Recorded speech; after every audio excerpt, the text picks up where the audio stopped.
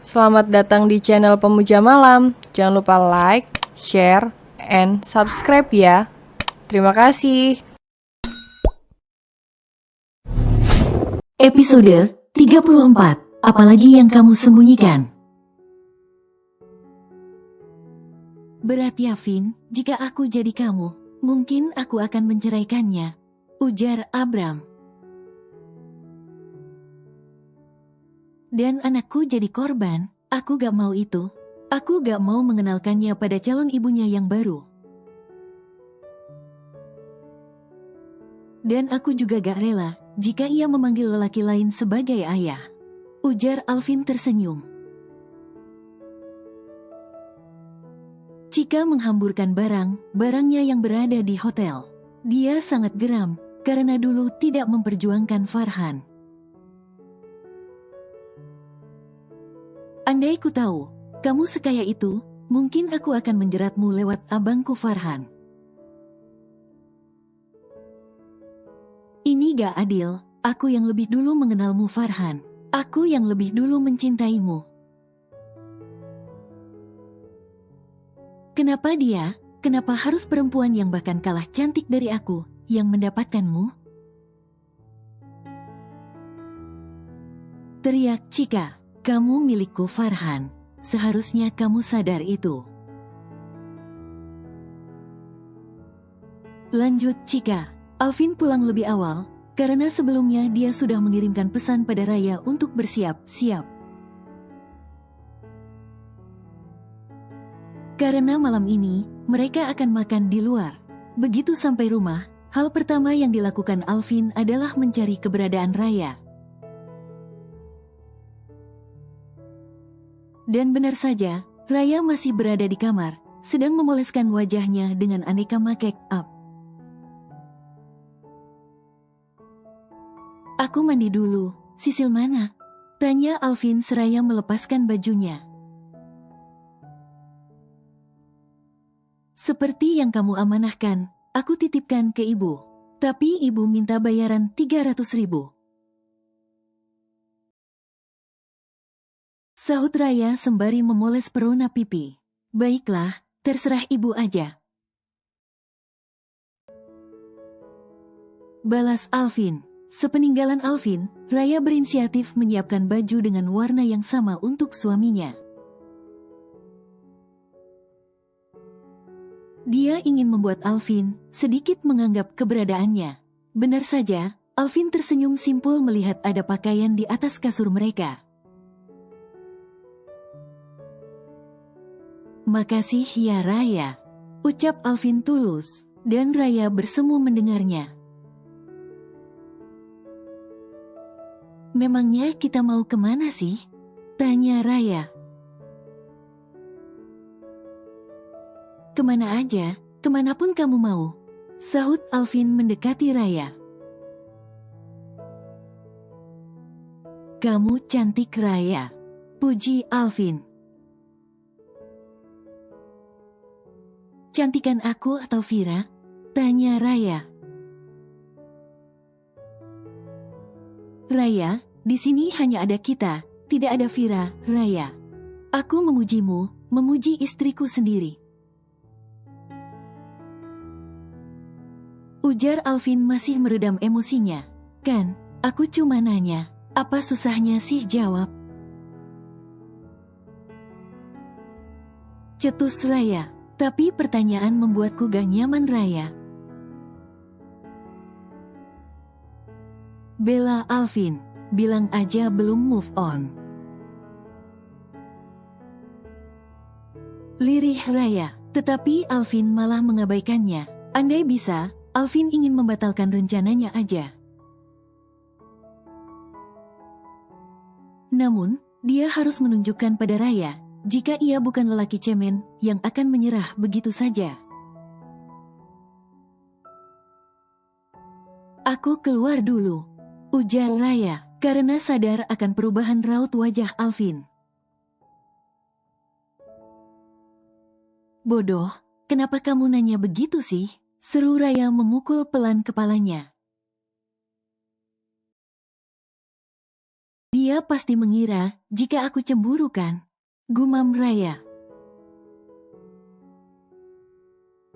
Sedangkan di dalam kamar, Alvin terus mencoba menghilangkan rasa kesalnya dengan cepat bersiap. Ayo, ajak Alvin pada Raya yang sedang memainkan ponselnya. Di dalam mobil, tak ada satu kata pun yang keluar dari bibir mereka. Mereka bak orang asing, ataupun musuh yang terpaksa ditempatkan di tempat yang sama. Sampai akhirnya, Alvin menghentikan mobilnya pada sebuah warung pinggir jalan. Kita makan di sini, aku udah capek dandan loh. Renyek Raya. Kita gak makan di sini Raya. Dengar, kamu dan Vira itu berbeda, jadi tolong banget. Tolong jangan pernah lagi bandingkan dirimu dengan Vira.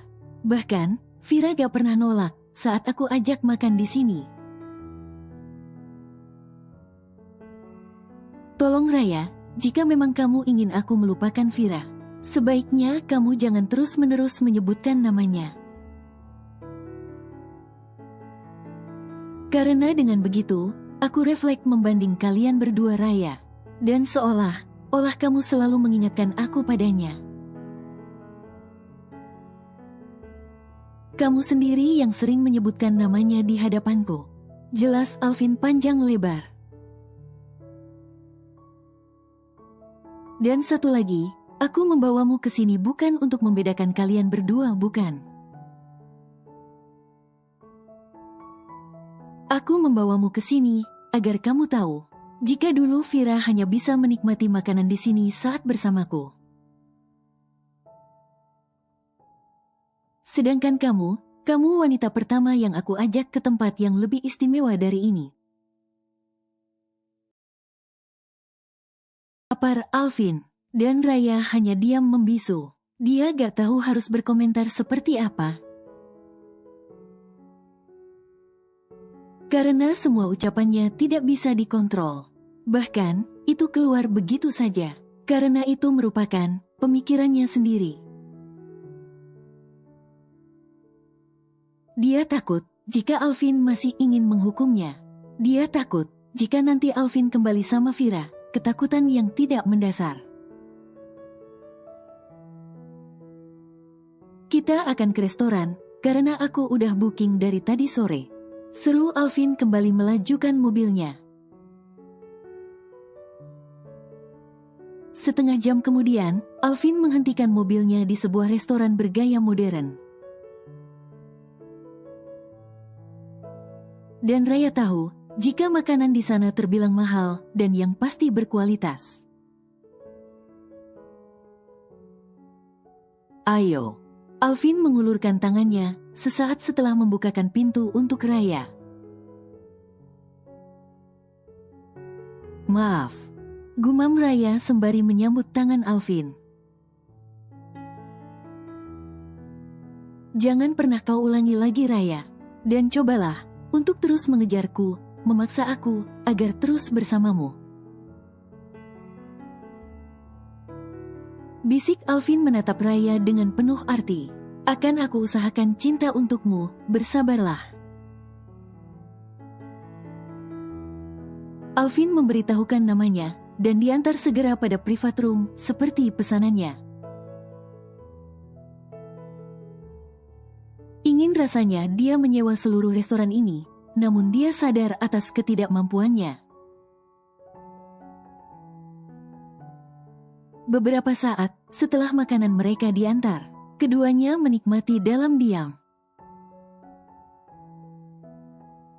Iya, karena tidak satu orang pun bicara sejak tadi. Sebab masing-masing dari mereka saling memahami apa yang mereka rasakan.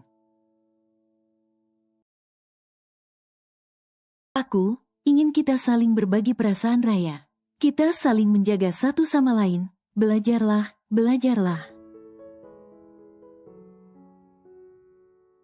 Agar rumah tangga kita senantiasa bahagia. Dan aku juga aku juga akan belajar, agar bisa menjadi kepala keluarga dambaan-Mu. Pinta Alvin menggenggam lembut tangan Raya. Maafkan aku Bang Alvin. Maafkan aku karena telah menghancurkan harapanmu bersama Vira. Ishak Raya. Ini pertama kalinya Raya minta maaf karena perbuatannya. Hal yang telah lama ditunggu Alvin. Aku memaafkanmu Raya. Kamu istriku, ibu dari anak-anakku. Dan kelak, aku berharap kamu bisa berubah Raya. Bisa lebih baik, atau bila perlu, kamu juga harus minta maaf pada Vira. Tentu saja, tanpa aku. Ujar Alvin. Mungkin Vira gak mau memaafkanku Bang, karena sebelumnya aku pun pernah memarahinya. Dan kembali menuduhnya untuk menjauhimu. Ucap Raya hati-hati. Alvin menghela napas untuk menormalisasikan emosinya. Kedepannya, tolong jangan bertindak gegabah ya. Karena emosi kita bisa membuat orang lain sakit hati. Dan aku harap, semoga Vira mau memaafkanmu, memaafkan kita. Harap Alvin. Raya mengangguk pasrah. Setelah beberapa saat, keduanya pun keluar dari restoran. Tentu saja setelah membayar bil sejumlah yang tertera. Karena bahagia, Alvin juga menambahkan tip sebagai tanda terima kasihnya. Semula, keduanya berniat untuk menginap di hotel. Namun, Marni berulang kali menelpon Raya, mengatakan jika Sisil sangat rewel. Maka dari itu, akhirnya mereka pun memutuskan untuk segera pulang. Padahal dia anteng loh Bu. Seru Danu menatap Marni. Kebetulan Sisil berada di gendongan Danu. Tapi aku yang kesusahan ya. Udah tahu ibu sakitan, mereka malah menikmati waktu berdua. Kalau Alvin kayak sih mending, lah ini aja masih jadi karyawan. Cetus Marni. Kesusahan bagaimana? Bahkan, dia terusan sama aku Bu. Sisil cucu kita Bu, seharusnya kamu sebagai nenek, harus mengasihi dan juga menyayanginya. Nasihat Danu, memang cucu kita, tapi dari mantu yang salah. Dan belakangan ini, aku lihat Raya juga mulai berubah. Dia udah mulai jarang memberikan ibu uang. Padahal, sebelumnya saat Alvin gajian, ibu pasti kecipratan rezeki. Lanjut Marni, dan perkataan Marni kembali didengar Alvin. Sontak dia menatap Raya dengan penuh tanda tanya. Pasalnya, Alvin selalu menyisihkan uang untuk mama dan juga mertuanya. Sedangkan Raya menggigit bibirnya karena ketakutan. Apalagi, yang kamu sembunyikan Raya, batin Alvin. Maksud ibu, sejak kapan Raya tidak memberikan ibu uang lagi? Tanya Alvin hati-hati. Sedangkan Raya menggeleng lemah, berharap ibunya diam. Jangan pura gak tahu. Anakku begini pasti karena kamu.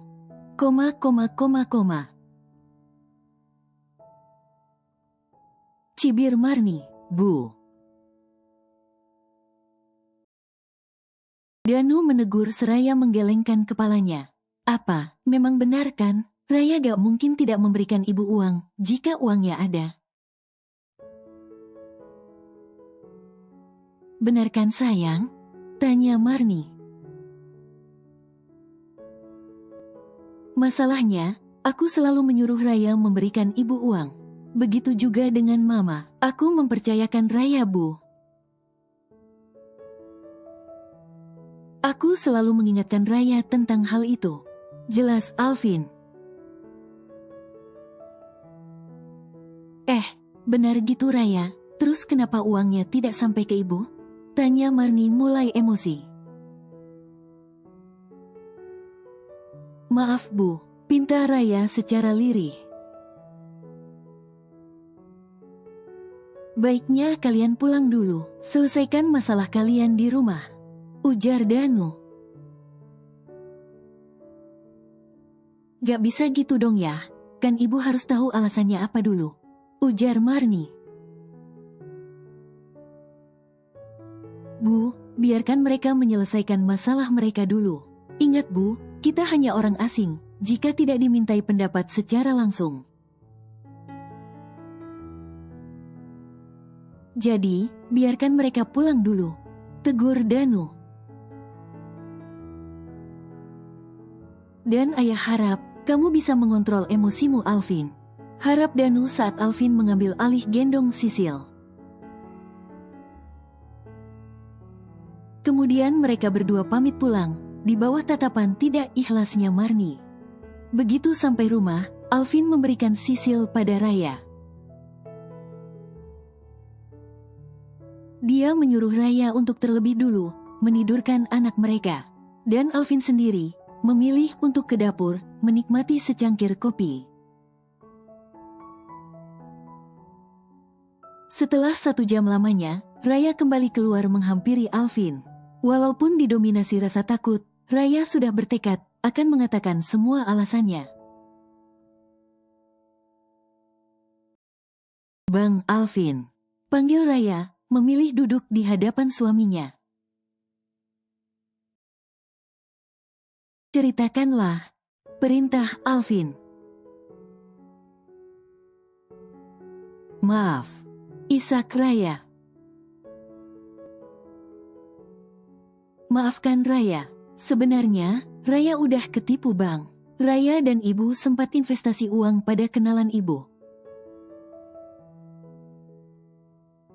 Ucap Raya hati-hati. Mengalirlah cerita dari Raya.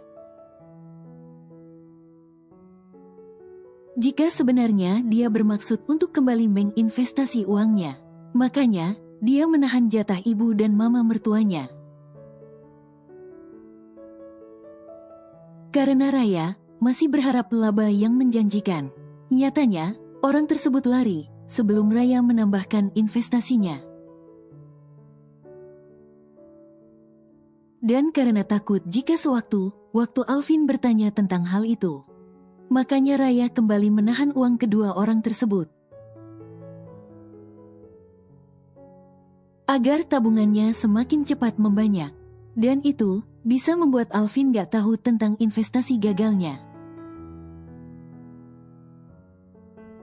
Kenapa kamu tidak jujur padaku Raya? Alvin menjambak rambutnya.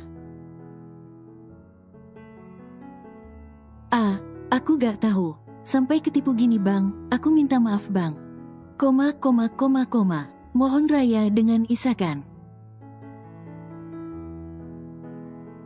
Berapa juta uang yang kamu investasikan? Tanya Alvin. Baru 80 juta. Sahut Raya. Termasuk uang pendidikan Sisil, uang darurat? Alvin bertanya tidak percaya. Raya mengangguk lemah, sedangkan Alvin langsung berdiri sembari mengepal tangannya. Kenapa Raya? Kenapa kamu bisa bodoh begini? Teriak Alvin, mulai tidak bisa mengontrol emosinya. Dan Raya hanya bisa memohon maaf seraya menyesali perbuatannya. Tidurlah dulu, karena aku mau keluar sebentar. Ujar Alvin. Bukan apa, Alvin lebih memilih untuk menenangkan diri di luar. Karena dia gak mau jika nanti emosinya membuat Raya terluka. Akan tetapi, tindakan Alvin malah semakin membuat Raya terluka. Dia mengira jika Alvin tidak bisa memaafkan kesalahannya. Alvin kembali melajukan mobilnya di antara gelapnya malam. Dia melihat ada banyak wanita di jembatan yang menawarkan jasa kepuasan. Namun, tetap saja dia melewatinya begitu saja. Karena teramat kecewa, Alvin memutuskan untuk menepi di pinggir pantai dan menghubungi Abram, menanyakan di mana Abram berada. Namun sayang, Abram berada di tempat yang bahkan Alvin gak mau mendekatinya. Abram mengatakan jika ia sedang berada di Cafe Plus, dan Alvin bergidik ngeri kala membayangkan apa yang dimaksud dengan Cafe Plus. Alvin memang sangat menjauhi tempat itu, karena dulu dia pernah mendatangi kafe tersebut. Namun ketahuan sama Vira, dan Vira marah besar, sehingga Alvin berjanji akan menjauhi tempat itu sampai kapanpun. Hari ini merupakan hari libur. Alan dan Miranti memutuskan mengunjungi Akhyar untuk melepaskan rindu. Apalagi, beberapa hari yang lalu mereka baru kembali dari luar negeri. Tak lupa, Miranti membawakan beberapa oleh-oleh untuk Akhyar. Selain pakaian, dia juga membawakan aneka mainan. Padahal, umur Akhyar baru beberapa bulan. Namun, itu bukan masalah bagi Miranti. Baginya, ia ingin adil pada setiap cucunya. Apalagi, cucu dari anak lelaki satu-satunya. Farhan yang mengetahui kedatangan mama dan papanya, memutuskan untuk menunggu mereka. Karena sejak bekerja di tempat Darwis, dia memang kehilangan banyak waktu walau hanya sekedar untuk memeluk mamanya. "Mama sehat?" tanya Farhan setelah kedua orang tuanya duduk di ruang tamu. Sedangkan Akhyar berada di pangkuan Miranti. Vira dan Asma juga berada di sana. Dan tentu saja, aneka suguhan telah disiapkan oleh pembantu. "Sehat, apalagi sudah diajak jalan sama papa. Sahut Miranti, menatap Alan. Dan Alan dengan bangga membusungkan dadanya.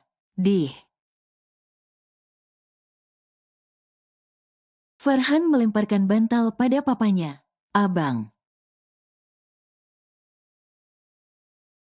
Vira menegur Farhan. "Udah biasa itu mah." "Ekeh Miranti, kalian sendiri sehat kan, nak, Bu Asma?" Miranti balik bertanya. "Sehat ma, kami sehat." Jawab Vira mewakili. "Aku lelah ma." Adu Farhan, sedangkan Alan berdecak kala melihat Farhan mengadu. "Aku stres sama pekerjaan kantor ma, masa Om Darwis memberikan aku jabatan direktur?"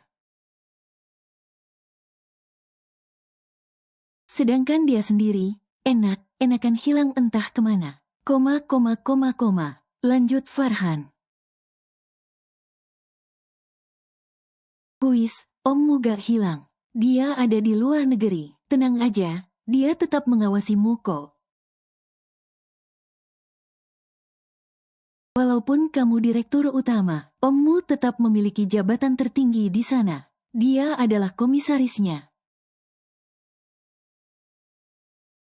Dan semua laporan yang kamu kirimkan pada emailnya, tentu saja selalu ia pelajari. Dan dia mengatakan sangat bangga padamu nak." Papar Miranti menjelaskan. "Iya, dan Ommu sedang membangun cabang di tempatin lain kan?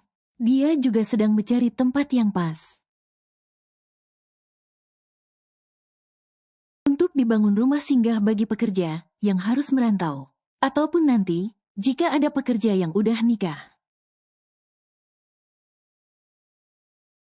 Setidaknya mereka tidak lagi kesusahan untuk mencarikan kontrakan. Tambah Alan. Iya, aku tahu hal itu Papa. Karena Om Darwis meminta desain dari para arsitek di perusahaan. Sahut Farhan. Biarlah, dia istirahat nak. Dia udah gila kerja semenjak istrinya tiada. Ujar Miranti. Maaf Bu, tapi kenapa Pak Darwis tidak menikah lagi aja? Oh, dia mampu dan juga masih terlihat sangat sehat.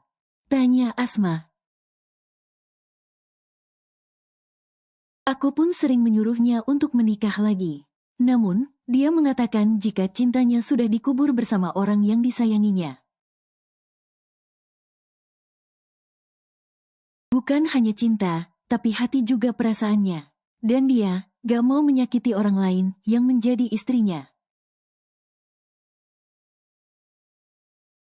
Karena dia gak tahu harus memulai seperti apa mencintai orang baru dalam hidupnya. Jelas Miranti, Asma dan Vira Manggut mengerti. Dan sekarang, alasan sebenarnya dia menghilang ialah karena dia menderita sakit parah. Dan kami baru mengetahuinya karena tidak sengaja bertemu dia di rumah sakit. Saat kami menjenguk salah satu kolega Papa, Ishak Miranti kemudian. Alan sontak memeluk Miranti yang terseduh. Dia paham kenapa istrinya amat terluka. Karena Darwis merupakan adik satu-satunya. Selain itu, Darwis merupakan satu-satunya keluarganya yang tertinggal. Maksud Mama, Farhan bertanya dengan terbata. Darwis sudah lama mengidap penyakit. Dia menderita kanker, dan sekarang sudah masuk stadium 4. Dan kamu tahu, dia ternyata amat bahagia. Karena sebentar lagi, akan bertemu orang terkasihnya. Sahut Alan menjelaskan. Gak mungkin Papa. Selama ini dia terlihat sehat aja. Bahkan dia gak mengadu sedikit pun. Farhan tidak percaya.